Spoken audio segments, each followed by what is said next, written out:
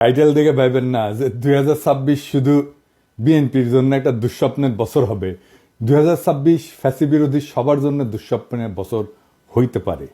আর এই দুঃস্বপ্নে পতিত করার দায় আমাদের সবার কম বেশি থাকলেও মাস্টার অব দ্য সেরিমনি হবে বিএনপি, আমাদের প্রিয় বিএনপি।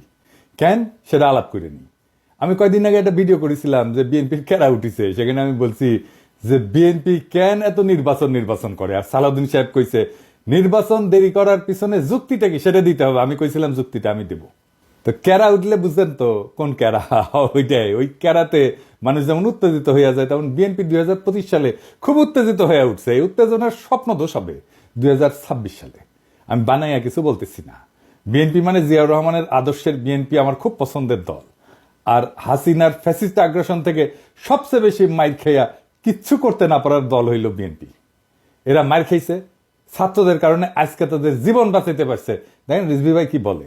ভেঙে বিশেষ করে স্কুল কলেজের মাসুম বাচ্চারা নিজেদের জীবন দিয়ে রক্ত ঝরিয়ে আমাদের কাছে মুক্ত করেছে, গোটা জাতিকে মুক্ত করেছে। আমি আজকে সেই সমস্ত মাসুম বাচ্চা, স্কুল কলেজের সেই সমস্ত ছাত্রছাত্রীদের যাদের শহীদ আত্মত্যাগের মধ্যে দিয়ে আজকে গোটা জাতি মুক্তি লাভ করেছে এক ভয়ঙ্কর ফ্যাসিবাদ থেকে, সেই সব শহীদদের প্রতি আমার গভীর শ্রদ্ধা জানাচ্ছি। আমি শ্রদ্ধা জানাচ্ছি যারা বন্ধুত্ব পালন করেছে, যাদের চোখ চলে গেছে, যাদের পা চলে গেছে, আমি তাদের প্রতিও শ্রদ্ধা জ্ঞাপন করছি। পাশাপাশি আমি একটু বলতে চাই, সারা বাংলাদেশের আজকে গণতন্ত্রের যে বিজয় হয়েছে, এটা আমাদেরকে, এই উল্লাসকে আমাদেরকে সংহত করতে হবে।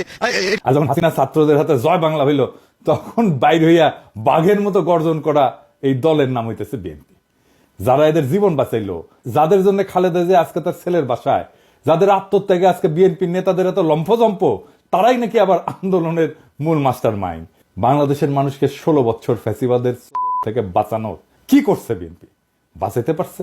1/11 ঘটানো বন্ধ করতে পারছে? তখন তো ক্ষমতায় বিএনপি জামাত পারেনি। বাংলাদেশের উপরে যাইতে বসে এই ফ্যাসিবাদী শাসন, এইটা থেকে মুক্ত করার জন্য বিএনপি কি করছে? তা ওনারা বলেন ওনা মাস্টার মাইন্ড। তা অনেকের মধ্যে একজন না, অন্যতম না, একমাত্র মাস্টার মাইন্ড। শুনেন, এই আন্দোলনের একমাত্র মাস্টার মাইন্ড হচ্ছে জনাব তারেক রহমান। এটা যদি কেউ ব্যাখ্যা করে বোঝাতে হয় তাকে, তাহলে একটু অসুবিধা। এই কথায় এখন আর হাসি পায় না। আমি হাসে কি করুম? পাবলিকই তো হাসতে হাসতে শেষ।